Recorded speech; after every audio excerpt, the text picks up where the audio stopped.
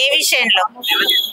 అన్ని పరిపాలన విషయాల్లో ప్రజలకి ఏ పార్టీ న్యాయం చేయలేదు, ఏమి చేయలేదు. అసలు చేస్తున్నది ఒక ఫ్రీ బస్ ఒకటి చేసిండు, మహిళలను నానా ఇబ్బందులు పెడుతుండ్రు, అసలు విలువ అనేది లేకుండా చేసిండు.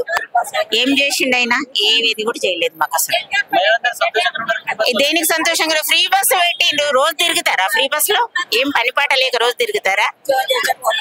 జాబ్ చేసేటోళ్ళు వెళ్తారు అంతే, మిగతా మామూలు సాధారణ గృహిణులు ఏం చేయాలి? రోజు పనిలేక తిరగాల? చెప్పండి. అది హ్యాండిక్యాప్డ్ వాళ్ళకు, ఓల్డ్ ఏజ్ వాళ్ళకు, మిగతా ఇంకెవరికైనా పెట్టాల్సినారు పూర్ వాళ్ళకి.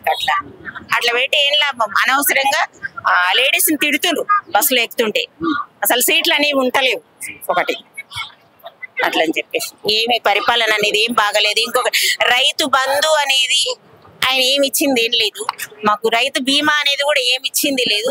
రైతు బంధు ఏంది? 15,000 ఇస్తా అన్నాడు, 15,000 ఇస్తా అన్నాడు కానీ ఎన్నిసార్లు ఇచ్చిండు ఆయన? అసలు ఎగనామే పెట్టిండు. ఎన్నో కొంతమందికి 3 ఎకరాల లోపలకు 3 ఎకరాలకి అది కూడా ఒకసారి బంద్ చేసి ఒకసారి మళ్ళీ ఇచ్చిండు. అది పూర్తి కూడా ఇయ్యలేదు. నువ్వు సంపూర్తి ఎక్కడ చేసినావు? నువ్వు చెయ్యలేదు కదా. మరి ముందు తెలియదా? మరి ముందు తెలియదా? మీరు అధికారంలోకి రాకముందు అప్పులున్నా గానీ ఏ రకంగా సాల్వ్ చేసుకోవాలి? ఆయన అప్పులు చేసి పెట్టిపోయిండు, నేను ఇవ్వలేకపోతున్నా అంటే కాదు.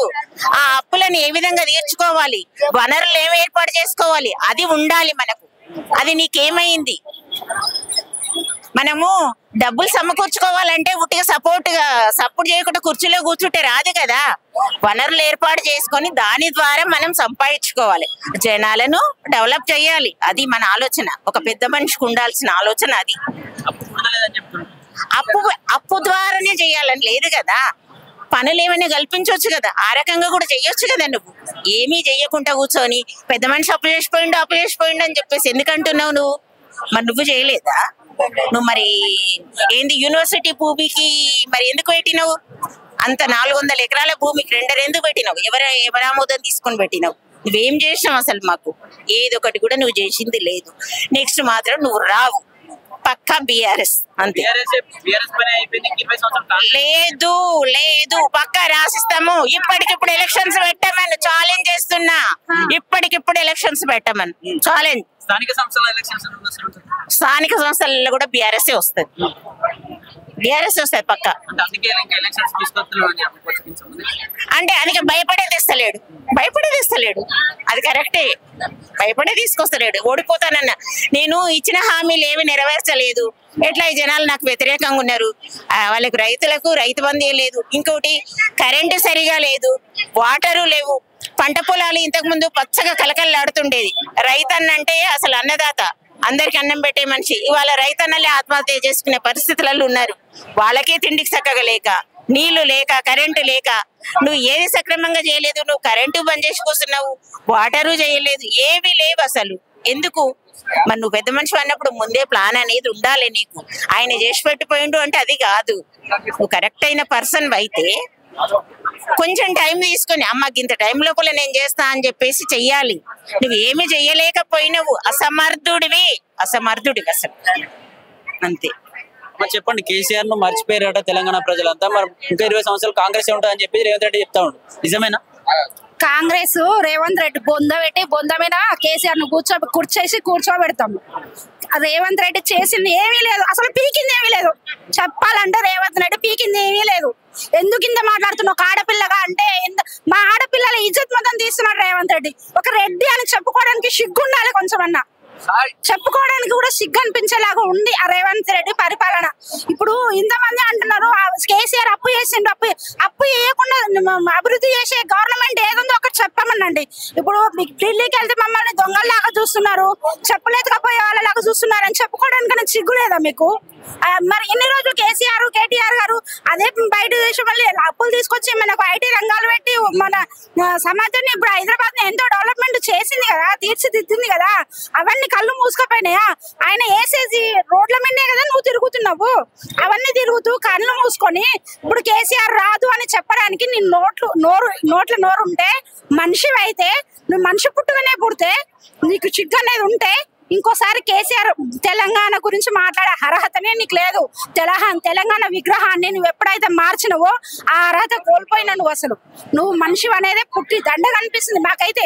మేము ఆడపిల్లలం చేసినాము, కేసీఆర్ ఇలా వేస్ట్ మీరు రారు అని మీరు భ్రమ పడుతున్నారేమో. ఇవాళ మేము ఆడపిల్లలం ఛాలెంజ్ చేసినాము. నీకు దమ్ము ధైర్యం ఉంటే మేము ఆడపిల్లలమే నిలబడతాము, మాతో పోటీ చేసి నువ్వు గెలగలిగితే మేము అప్పుడు చూసుకుంటాము. నువ్వు రేపు నగలు అలంకరణ వేసి తీర్చిదిద్దడం కాదండి. తెలంగాణ తల్లి అంటేనే ఒక రైతు తల్లిగా ఒక మంచి అమ్మవారుగా ఉంటది. నువ్వు నగలేసి అలంకరణ వేసి బొమ్మలాగా తయారు చేయడం కాదు. ఇప్పుడు నువ్వు పెట్టిన తెలంగాణ తల్లి, ఎవరు పెట్టిన తెలంగాణని సాధించింది కేసీఆర్ కదా. అలాంటి అమ్మవారిని నువ్వు తొలగించడం అనేది ఎంతవరకు కరెక్ట్? నీ ప్రతాపం వరకు అంతవరకేనా? ఇప్పుడు నీకు నిధులు నియామకాలు అని మేము పెట్టుకున్నది, మరి నువ్వేం చేస్తున్నావు? అందాల బామల్ని తీసుకొచ్చి మందిని రెచ్చగొడుతున్నావా? మరి అభివృద్ధి ఏడుంది? అందాల బామల మీద పెట్టే కోట్లు అదే జనాల మీద ఎందుకు పెట్టలేకపోతున్నావు? నువ్వు ఇప్పుడు అందాల పోటీలు అవసరమా హైదరాబాద్ లో? అదే మరి మరి తెలంగాణ వల్ల నువ్వు దిగజార్చుతున్నావు కదా. నువ్వు తెలంగాణ విలువ ఏడ ఉంచినావు? మా గౌరవాన్ని దెబ్బతీసే అధికారం నీకు ఎవరిచ్చిండు? మమ్మల్ని తీసుకుపోయి వాళ్ళ కాళ్ళు కడగడానికి అవసరమా? తెలంగాణ ఇజ్జత్ ఉంచుతున్నావా నువ్వు? అసలు నువ్వు తెలంగాణ బిడ్డలని చెప్పుకోవడానికి నీకు అర్హత ఉందా? లేదు. అసలు నువ్వు మనిషి పుట్టుక ఉడితే కనుక రేపే రాజీనామా చేయాలి. నీకు సిగ్గు శరం అనేది ఉంటే రేపు రాజీనామా చేసి మాట్లాడాలి అంతే. నువ్వు కేసీఆర్ కుటుంబాన్ని అనే అర్హత నీకు లేదు. అనే అర్హత కాదు కదా, వాళ్ళ జోలు అయితే మాట కూడా నీకు లేదు. ఎంతసేపు ఉన్నా నీ బతికేందో నీదేందో అయిపోయింది, అర్థమైంది. నీకు మాటల కారివే గానీ చేతల కారివి కాదని మాకు అందరికి అర్థమైపోయింది. నీకు ఆ ధైర్యమే ఉండింటే ఈ పార్టీకి జెడ్పీటీసీ ఎంపీటీసీ ఎలక్షన్లు అయిపోయి కార్పొరేటర్ ఎలక్షన్లు వచ్చిండేవి. నువ్వు ఎందుకు పెట్టలేకపోతున్నావు అంటే నీకు తెలిసిపోయింది. నేను గెలవను, ఇక్కడ నా పని అయిపోయింది, నేను రానని నీకు తెలుసు కాబట్టి ఈ పార్టీ సర్పంచ్ ఎలక్షన్లు ఎందుకు అవ్వలేదు? ఎందుకు పెండింగ్ పడ్డాయి? ఇంకా కార్పొరేటర్ ఎలక్షన్లు కూడా అయిపోవాలి పార్టీకి, ఎందుకు కాలేదు అంటే నీ అసమర్థత నీకు అర్థమైపోయింది. నీకు సమర్థత లేదని నువ్వే ఒప్పుకుంటున్నావు. నేను దొంగను, నాకు దొంగ ఢిల్లీకి వెళ్తే నీ చెప్పులు ఎత్తుకుపోయే వాళ్ళ విధంగా నన్ను చూస్తున్నారని నువ్వే చెప్పుకుంటున్నావు. అంటే నీకు చెప్పులకు కూడా పనికి రానంత నీచుడు అని అందరికీ అర్థమైపోయింది. ఆ అర్థం నీకు మేము చెప్పాల్సినంత అవసరం లేదు. నీకు చాత కాదని చెప్పి చేతు గాజులు వేసుకొని దిగిపో, తర్వాత మేము చూసుకుంటాము. మా కేసీఆర్ ను మేము మళ్ళీ గెలిపించుకుంటాము, మేము మళ్ళీ నిలబెట్టుకుంటాము. మా తెలంగాణ ఎట్లా సాధించుకోవాలమో మేము అదే విధంగా తీర్చిదిద్దుకునే దానికి కూడా మాకు సాధన అవుతుంది, మేము చేసుకుంటాము. ఏడు ఉన్నాయి ఆ నోటిఫికేషన్లు రిలీజ్ అయ్యింది ఎప్పుడు? ఇప్పుడు మీరు ఉద్యోగాలు ఇచ్చినామని చెప్తున్నారే, ఆ నోటిఫికేషన్లు ఎప్పుడు వచ్చినాయి? అవి ఎప్పుడు రిలీజ్ అయినాయి? నువ్వు ఇచ్చినా అని చెప్తున్నావు. ఇప్పుడు యువతనంతా లేపి కూర్చోబెట్టినావు. నేను ఉద్యోగాలు ఇస్తున్నాను, ఉద్యోగాలు ఇస్తాను నువ్వు చెప్పినావు. ఈ యువతకు నువ్వేం న్యాయం చేస్తున్నావు చెప్పు? నువ్వు చేసిన న్యాయం ఏముంది? యువతనంతా తొక్కి పెడుతున్నావు. ఆ నోటిఫికేషన్లు కేసీఆర్ ఆధ్వర్యంలోనే రిలీజ్ అయిన నోటిఫికేషన్లే ఇప్పుడు నువ్వు ఇచ్చిన జాబ్లు. అంతేగాని నువ్వు నోటిఫికేషన్ వేయలేదు. నువ్వు వేసి చూపించు. నువ్వు ఇప్పుడు నోటిఫికేషన్ వేసి ఉద్యోగాలు ఇచ్చి చూపిస్తే అప్పుడు ఉంటది నువ్వు చేసినామని. నువ్వు ఎవరో వేసిందని నువ్వు నాదని చెప్పుకోవడం ఎంతవరకు నీకు సిగ్గు అనిపిస్తలేదు? అది కరెక్ట్ కాదు కదా. నువ్వు చేసి నువ్వు అదో ఇది చేసినా నా వరకు నువ్వు కనీసము కేసీఆర్ హయాంలో ఇచ్చిన ఇందిరమ్మ అది ఇండ్లు ఉన్నాయి కదా, దానిలో డబల్ ఎంక్వైరీ కింద కూడా నువ్వు వాళ్ళని పట్టాలు ఇచ్చిన వాళ్ళకు కూడా నువ్వు అందకుండా ఆపేసినావు అంటే నీవెంత వేస్ట్ కాడువో మాకు అర్థం అయిపోతుంది. ఇప్పుడు ఎవరికైనా కూడా ప్రతి ఒక్కరి ఆవేదన, మా ఆడపిల్లల గౌరవాన్ని కించపరుస్తుండు ఈ రేవంత్ రెడ్డి. ఇలాంటి దరిద్రుడు మాకొద్దు. మా ప్రతి ఆడపిల్ల గోస ఇదే. నీ ఫ్రీ బస్సులు అంటుండు కానీ మా గౌరవాన్ని తీయడానికి పెట్టిండు తప్పితే దేనికి లేదు. పనికి రాదు, వేస్ట్ ముచ్చట. ఆయనకు చేతనైతే ఇప్పుడు ఎలక్షన్లు పెట్టమను, బై ఎలక్షన్లు పెట్టమను. ఇప్పుడు మేము సిద్ధం. ఆయన సిద్ధమా? కేసీఆర్ ఇప్పుడు బీఆర్ఎస్ పార్టీ చేత కాదంటున్నాడు కదా, ఆయనకు చేత అయితే ఇప్పుడు బై ఎలక్షన్లు పెట్టి చూపించమని మేము తయారున్నాం. మేము కేసీఆర్ కోసం, కవితక్క కోసం ఎంత దూరం అన్నా వెళ్ళడానికి మేము సిద్ధం. మళ్ళీ 100% వస్తాడు, రావాలి కాదు 100% వచ్చేది నెక్స్ట్ కేసీఆర్. మంచిగా ఉండేది ఉన్న వాళ్ళకే మంచిగా ఉంది, లేని వాళ్ళకి అస్సలు మంచిగా లేదు. నాకు 3 కొడుకులు ఉన్నారు. నాది గద్వాల తాలూకా. నాది ఊరు కాదు, హైదరాబాద్ బతకనికి వచ్చి 24 సంవత్సరాలు అవుతుంది. గద్వాల తాలూకాల గద్వాల పక్కల మాది పుడూరు. పుడూరు అయితే ఉన్న వాళ్ళకి ఇండ్లు వచ్చినావట. ఇండ్లు వచ్చినావని అర్జెన్సీలు ఉన్న వాళ్ళకి ఇండ్లు వస్తే లేని వాళ్ళు ఎక్కడ పోవాలా? ఈ ఊరికి ఇండ్లు రాకూడదని అప్లికేషన్ పెట్టొచ్చినారట. ఇట్లా పోయి ఏమన్నా ఓటు ఎన్నిక పోదామంటే కూడా నాకు సారడి ఇల్లు లేదు. ఉన్న ఇల్లు పడిపోయింది. 3 కొడుకులు ఉండరు.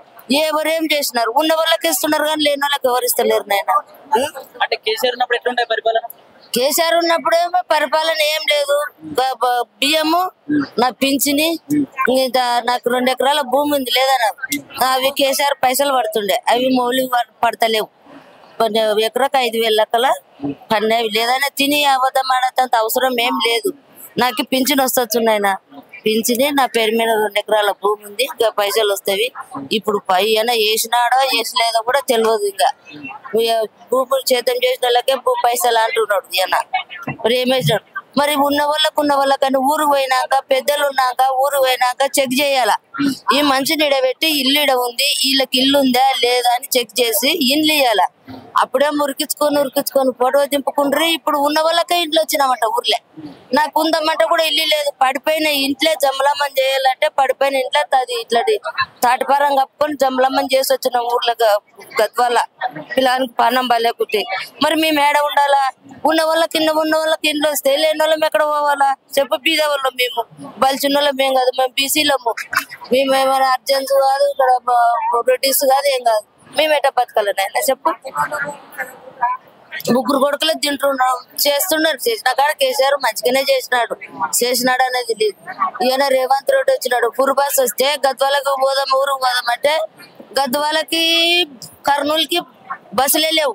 ఎప్పుడోసారి మళ్ళా నరంపేటకి, మహబూబ్నగర్కి, ఇక్కడ ఉన్నపర్తి, కల్వకుర్తికి బస్సెనికిల బస్సు పోతుంది. కానీ మా గద్వాలకి ఎందుకు బస్సు లేడు? మళ్ళీ మా గద్వాల కేసీఆర్ వచ్చిన దానికి మాకు డిమాండ్ మీద టైం ప్రకారం అది బస్సు పోక అది తన్నుకుంటా గుద్దుకుంటా ఎక్కలేనాడైనా సమయం తప్పి రైలు తప్పి ఎక్కనికపోతే మేము ఆ బస్సు పోవాలి. మళ్ళీ అన్ని ఊర్లకల్లా కరెక్ట్ వేసి మా గద్వాలకి ఏమి తక్కువ ఏం చేసినాం మేము? కేసీఆర్ వచ్చిందని, టీఆర్ఎస్ వచ్చిందని మా గద్వాలకి ఎక్కువ బస్సులు వేసినాడు రేవంత్ రెడ్డి. పోతే అది నమ్మకం లేని బస్సులని మేము ట్రైన్కే పోతాం మేము.